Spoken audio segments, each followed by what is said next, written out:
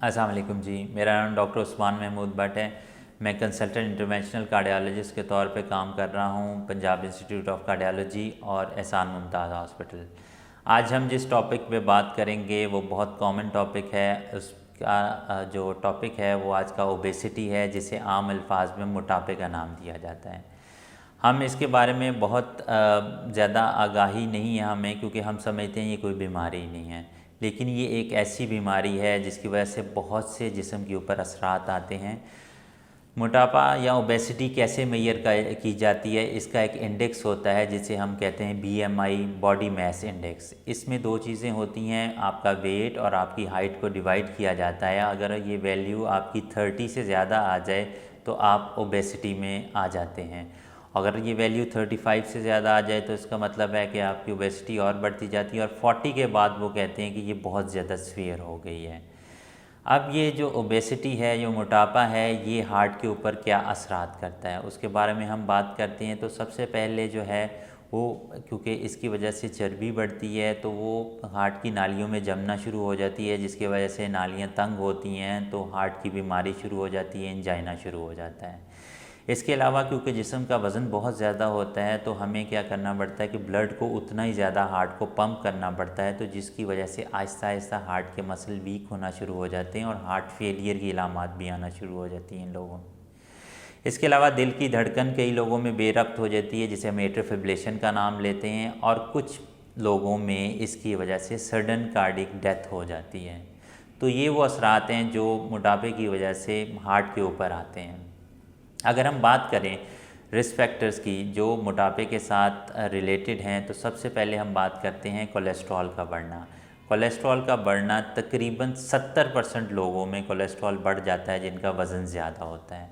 उसमें ख़ास तौर पर ट्राइग्लिसराइड का ज़्यादा होना और HDL, जिसे हम अच्छा कोलेस्ट्रॉल कहते हैं, उसका कम होना शुरू हो जाता है, और ये सारे रिस्क बनते हैं हार्ट के लिए। इसके बाद हम बात करते हैं ब्लड प्रेशर। रिसर्चेस में देखा गया है कि करीबन 70% लोग जो ब्लड प्रेशर का शिकार हैं उनका वज़न ज़्यादा होता है। तो अगर वज़न ज़्यादा है और उसकी वजह से ब्लड प्रेशर हो जाए तो ये दोनों रिस्क फैक्टर मिलके हार्ट के ऊपर असरअंदाज होते हैं। अगर हम बात करें हार्ट अटैक की, तो मैंने पहले भी बात की है कि इसकी वजह से चर्बी जो है वो हार्ट की नालियों में जमा होना शुरू हो जाती है, जिसकी वजह से वो सिकुड़ना शुरू हो जाती हैं, और स्टार्ट में आपको सांस फूलना, सीने में दर्द होना, चलने के ऊपर शुरू हो जाता है। फिर क्या एक टाइम आता है कि ये जो कोलेस्ट्रॉल का प्लेक बना होता है ना खून की नालियों के अंदर, वो फटता है और उसके ऊपर खून जम जाता है, जिसके को हम कहते हैं कि क्लॉट बन गया और हार्ट अटैक हो जाता है, और वो बहुत सीवियर किस्म का हार्ट अटैक होता है। तो ये वो असरात हैं जो कि वज़न ज़्यादा होने की वजह से हमारे जिस्म के ऊपर आ सकते हैं।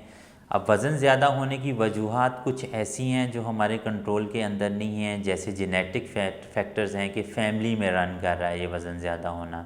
कुछ इन्वायरमेंट के फैक्टर हैं, कुछ फिज़ियोलॉजिकल फैक्टर्स हैं जिनको तो हम कंट्रोल नहीं कर सकते, लेकिन बहुत सी वजूहात वज़न ज़्यादा होने की ऐसी हैं कि जिनको अगर हम कंट्रोल करना चाहें तो कर सकती हैं, और ये वज़न कंट्रोल हो सकता है। मसलन हमारा बैठ के काम करना, वो उसकी वजह से वज़न ज़्यादा होना शुरू हो गया है लोगों का। जंक फूड, घी, इस तरह की चीज़ों का इस्तेमाल, तली हुई चीज़ों का ज़्यादा इस्तेमाल करना, नमक का ज़्यादा इस्तेमाल करना, ये चीज़ें ऐसी हैं जिनकी वजह से ब्लड प्रेशर कम, जो आपका वज़न ज़्यादा होना शुरू हो जाता है।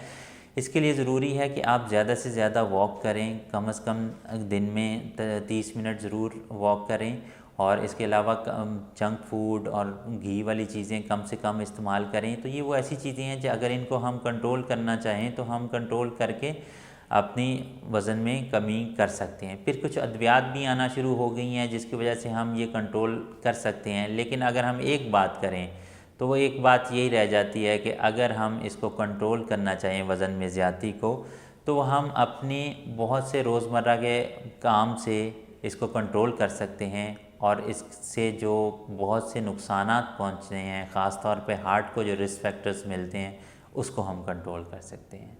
आपका बहुत शुक्रिया। अल्लाह हाफ़िज़।